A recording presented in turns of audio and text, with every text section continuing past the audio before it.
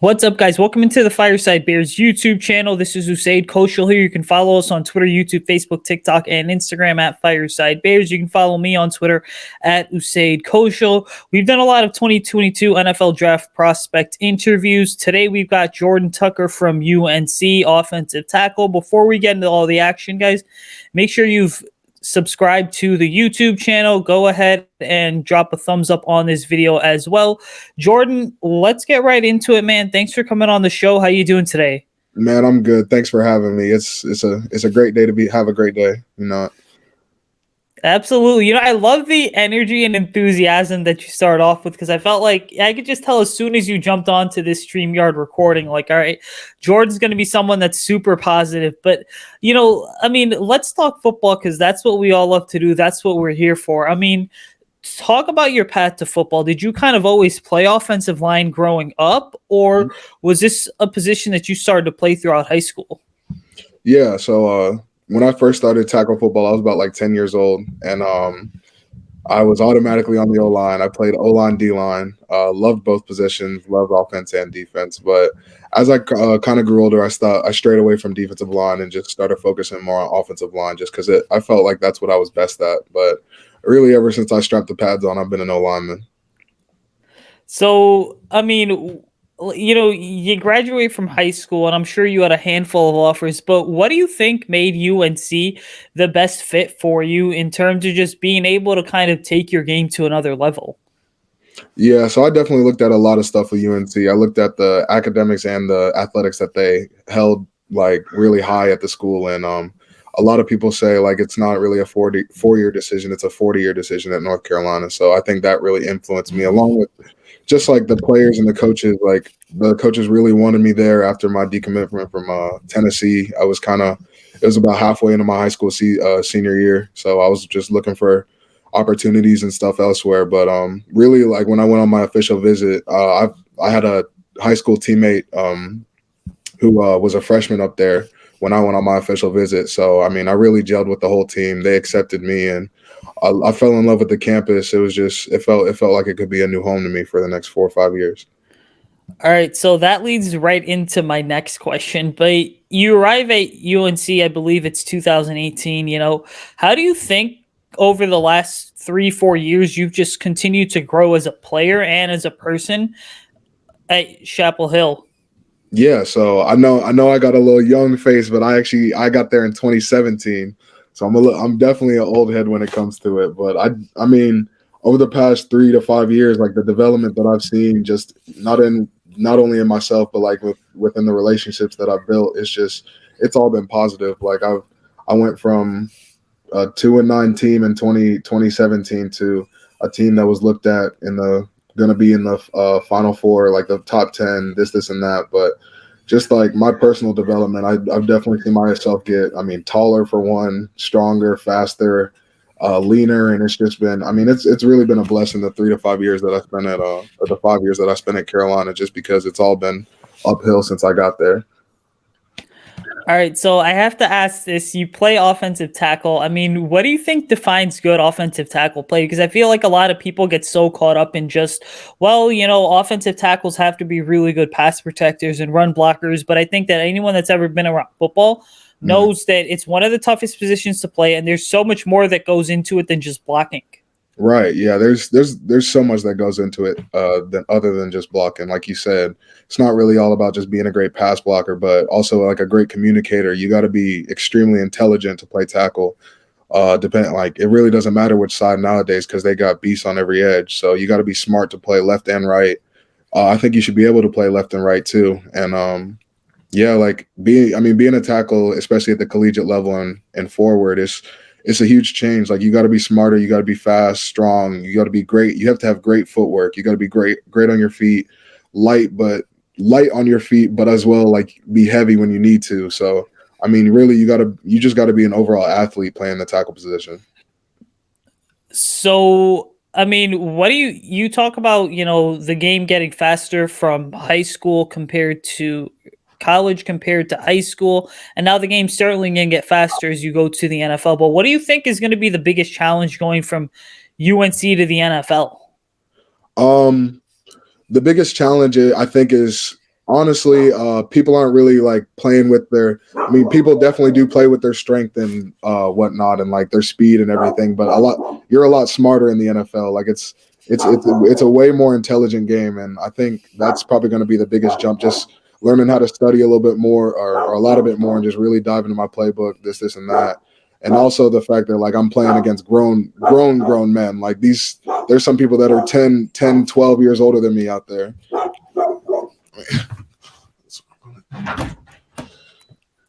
Sorry, I got a brand new puppy. She's barking at leaves falling. It doesn't really matter. She'll bark at anything. Okay, I was gonna say, what kind of dog do you have? She's a pit bull, so she's a strong one. She's a strong one, but she's a sweetheart. She's all bark but no bite. All right, that's awesome. So, I mean, the size, the speed of the game certainly matters, but what do you think is going to be the easiest thing just transitioning to the NFL? The easiest thing I think is just going to be my football IQ. I think I have like a really high football IQ. I'm very intelligent on the field. I can see a lot of different things. Even playing a tackle, I feel like I can see the entire field and backfield. Just knowing what's going on is a big part of the game, and I think that's where a lot of people thrive at, just knowing what to do and how to do it. And I think I do take pride in myself when I'm out on the field being able to do that. So earlier you kind of talked about how as an offensive tackle, you need to be able to play both left and right tackle. I know you've got that experience, but do you see yourself just being exclusive to only left or right tackle at the next position? Or do you think it's going to be a scenario where you could play either? Yeah, I think it's definitely going to be a scenario where I play either, as well as playing a little bit of guard too. Like I think that's kind of the name of the game, especially when it comes to offensive line. It's really just next man up, and they only travel so many offensive linemen that they bring in one or two to play all positions if need be. So I'm really prepared to play anything I have to get on the field and just be able to help whatever team that I can. That's just kind of who I am. I love playing tackle, but I'm also willing to play. Like I'm willing to play anywhere, and I feel like I'm versatile and like I have the ability to do that. So do you think, playing both left and right tackle during your college career just really helped you become a smarter player overall? Yes, I definitely think so because I played left my entire life growing up until college, and then I spent 4 or 5 years working at right tackle as well as mixing in some left tackle here and there, but like during practices and stuff. But I mean, just having that ability to say like I did both for a long period of time, and like I'm comfortable with both sides. I think that really like helps my game, helps me improve myself, and allows me to adjust when like some others can't. So everyone that's ever played a sport, I feel like, has always had a handful of athletes that they aspire to be like growing up. Did you have any players, any offensive linemen that you aspired to be like growing up, or is there anyone that you currently model your game after that's in the NFL? Yeah, so I think like as a kid, nobody like you really don't pay attention to what happens in the trenches, and I think that just comes natural with the game. Everyone likes to see the touchdowns, the long runs, the interceptions, this and that. But when I really got into high school and college, I definitely found myself focusing more on offensive linemen and modeling myself after their game. And some of those people that like I love to watch, I watch all the time is like Trent Williams, honestly the best tackle in the game right now. I watch a lot of Johnson, like when it comes to pass pro. Trent, I said Trent Williams. I meant Tyron Smith. People like that. I mean, Bakhtari. Like watch some guards too. Like I've watched Cooper from Carolina before, and I mean, there's just so many like athletes at the tackle position and like O-line as a whole. Like, I mean, you could really get a gist of like everybody, like everything from everybody. So yeah, I definitely model myself after those people. So let's talk relationships because you certainly have built a lot over your time at UNC. But how is your relationship with Sam Howell just improved over the years? And have you guys leaned on each other throughout the pre-draft process at all? I mean, yeah, like Sam's a real humble dude. He's a real like kept to himself type dude, and I think you can see that in his play. Like he's really goal oriented, and like he's got tunnel vision, but good tunnel vision. And I've we lean on each other for the past 3 years. I've been his right tackle for the past 3 years, so obviously there's a relationship built there. And like him coming in as a freshman, I was the right tackle that got to start for him, and like that's a great that's a great feeling knowing that I got to block for such an amazing QB. And like, I mean, that kid, he's got everything ahead of him, and he knows how to keep his head on straight. Like he doesn't really like crack under pressure and stuff like that. So when it comes to like pre-draft talk, we haven't really talked much, just because like I think me and him both know like how we are, and that like we're really like locked in and focused, and like it's kind of just a matter of putting the work in. That's something that was instilled to us at Carolina, and like you can tell by our play, like that's all we did is just put the work in. That's awesome. Yeah, I've heard a lot of good things about Sam, and every time I watch him on tape, I'm like, hey, that's someone you definitely have to root for. But, another relationship I think you have is actually with someone here in Chicago. One of your former teammates, Dazz Newsome, got drafted to the Bears last year. I mean, have you kept in touch with Dazz at all over the last year or so? Has he kind of talked to you about what life is like in the NFL and what it might be like to play in Chicago? Yeah, he did. She is just barking away, but yes, Daz and I definitely, like, we came in together, so we were both in the 2017 class. But that man's a character. I love him so much, and yes, we've talked over the past year just about, I mean, not only about football but about life, like how life's different for him, and just like how everything's changed, how he's feeling up in Chicago, like he's talked to me about like what they think they need, and like I've talked about like what I think we need at Carolina still, and like how we miss him and how he misses me out there too. Like whenever he scores a touchdown, I'm lifting him up. Like, I mean, that's just the relationship me and Daz have. We're two very goofy people. So when it comes down to it, we're always going to throw a laugh in there here and again. But I mean, I love Daz. He's a phenomenal athlete, fast, one of the fastest people I've ever seen by far. But yeah, we've definitely kept in touch, and we have a really good relationship. I know my initial impression, just getting a chance to watch Daz up close and in person, because there's a difference between watching on TV versus watching on, a player in person, is I'd say Daz is a really good guy, really tough, gritty receiver too. So he's another one that I'm rooting for. But, I think it's interesting because everyone, they reach a certain point in their life, especially now when you're in your early 20s, and you kind of take a step back and you realize, you reflect and say, okay, there were certain things that I wish I had done, certain things I hadn't done. Everyone, it's not necessarily regretting, but everyone kind of takes the time to self-reflect. So is there any advice you would give to your younger self looking where you're at right now? Yeah, I would, looking, if I was able to look back and tell my younger self something like that would help me in football and the position I'm in today, is definitely just lock in on nutrition, because it's more than half of the game. Like, going out there is one thing, but taking care of your body for the rest of the time after that, it's a whole different beast.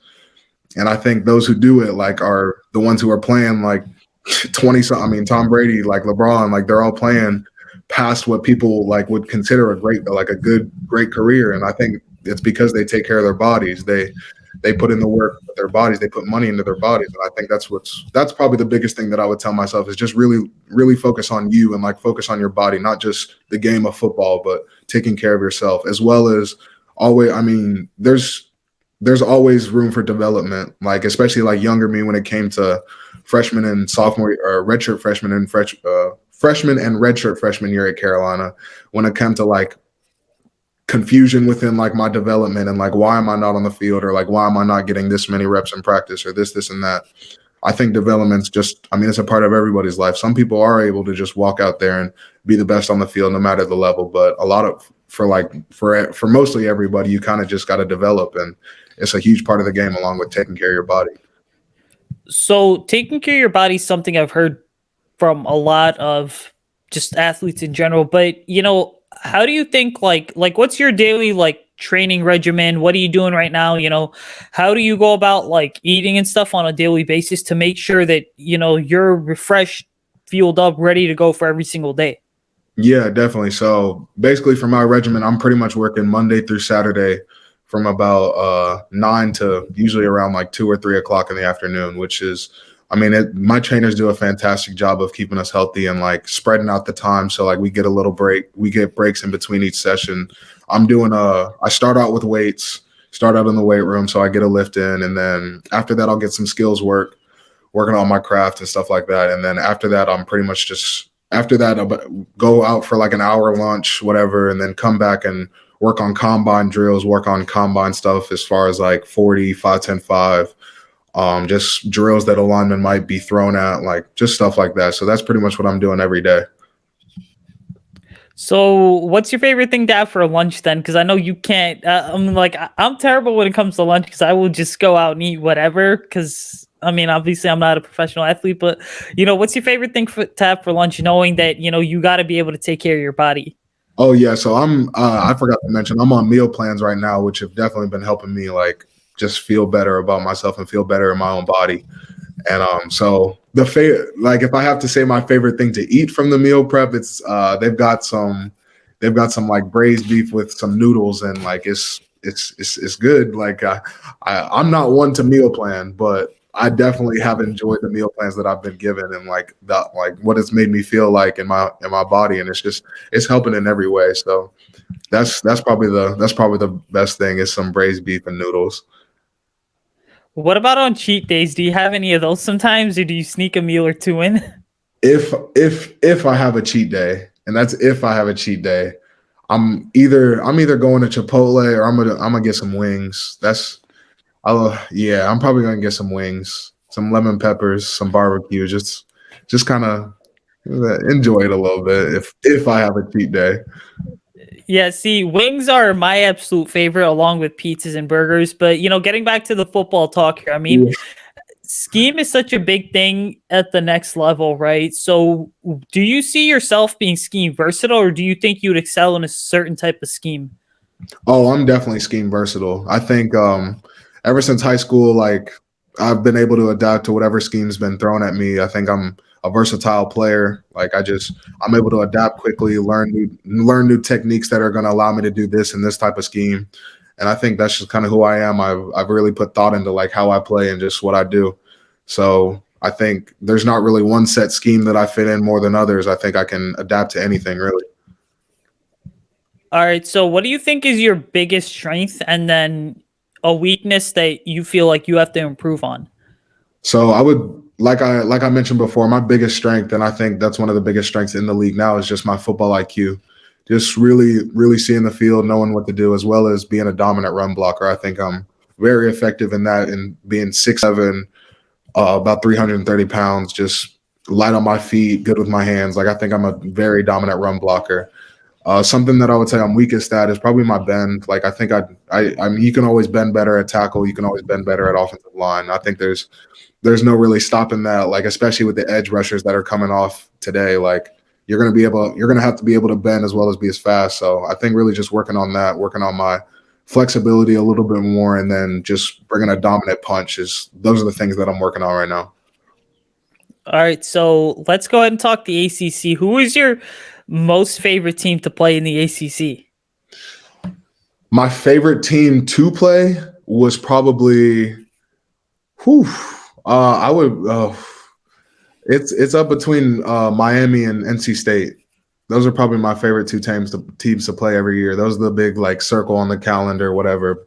Like I felt not that I felt like played like a different person, but like when it was those two's week to come up, I know I came with a different edge. So how about your least favorite team to play then? I mean,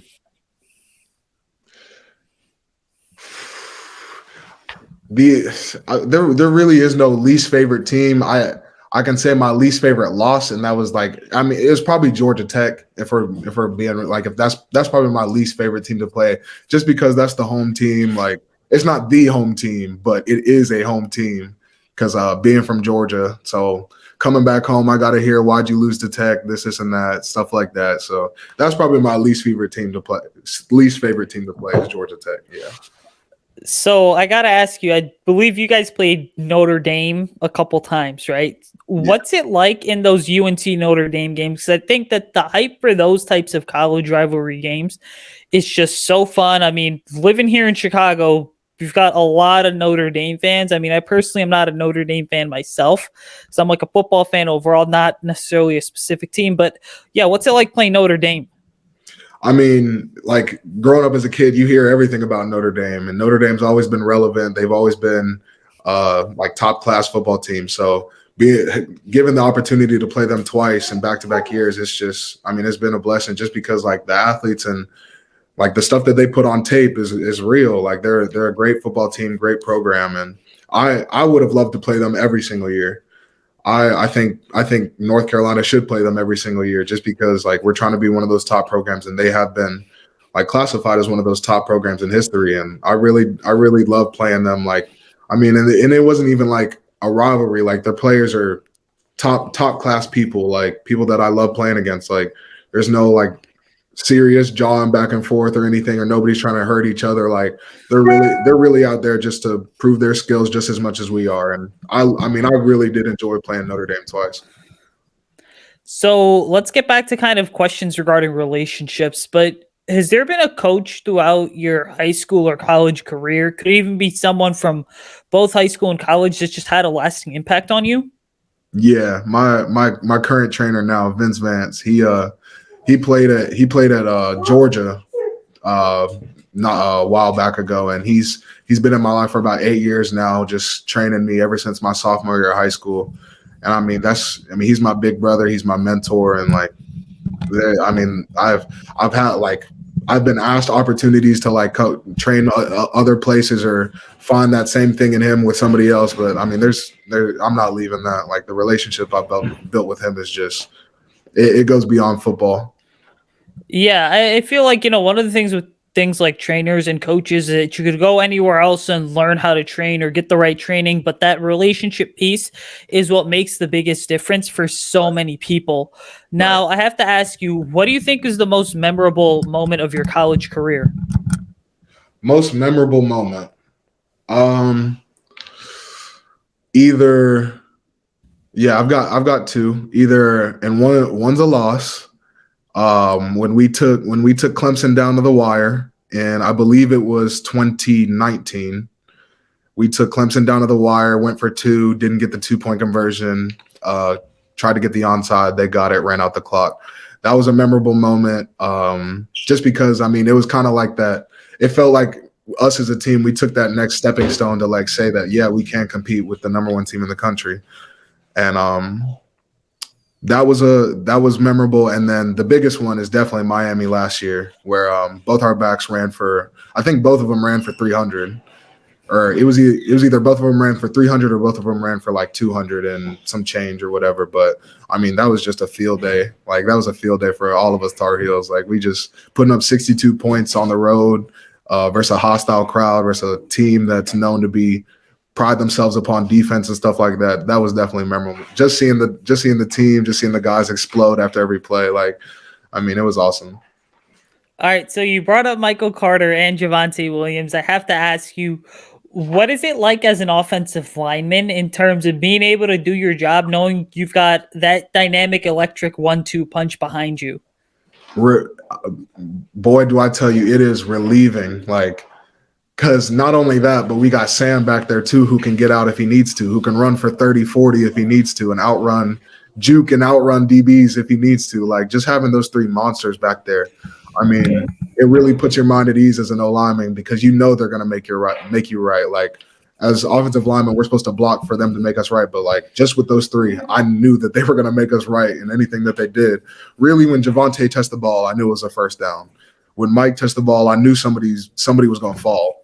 When Sam touches the ball every play, so you don't know what can happen. Like that's really what I thought every single play.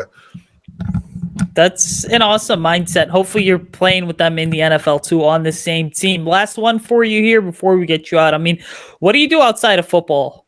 Yeah, so I mean, I'm a pretty cool, relaxed guy. Like I play the PlayStation a lot. My teammates and I, we run the game. I'm a big binger. I binge watch YouTube for countless hours till the sun goes down until it comes back up. Like I'm on YouTube more than I know anything. And then also I'm a very big anime watcher. I watch all types of anime, all of them. Like that's really all I do is just watch anime, play the game, and then I mean, I like listening to music. So every now and again, I'll just go on a little drive by myself. I'm sure plenty of people do it, but I like to be in my own like my own presence. I like to be in control of my own stuff. So when I get in the car and I turn on the music, like I'm relaxed, and that's kind of just what I do. So what's the one song you're listening to right now you can't get enough of?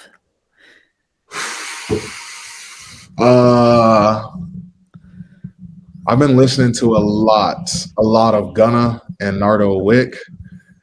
So I'm gonna say it's called Wicked Freestyle by Nardo Wick. That's I mean, every single time I hop in the car, I'm playing it.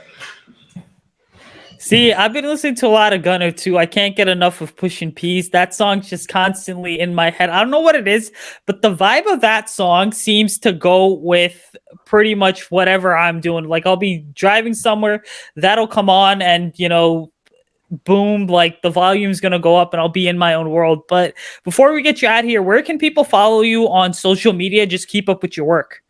Yeah, so follow me on social media. Instagram is Jordan T. Tucker, so it's 2 T's in the middle, and then Twitter, I'm pretty sure it's just Jordan Tucker 74. Those are my 2 socials. That's where you can find me. All right, guys. So go ahead and follow Jordan. Jordan, thanks so much for being on the show. You're welcome back on here at any time. Doesn't matter whatever team you play for. All right. Let me know if you need anything. We'd be happy to help in any way we can. But we're going to get you out of here. Have a great rest of your day, man. Yep. Appreciate you having me. If you ever want to talk ball, just hit me. Absolutely. You got my phone number now, so text me if you need anything, bud. Yep. Appreciate you. Thank you. Awesome. Thank you.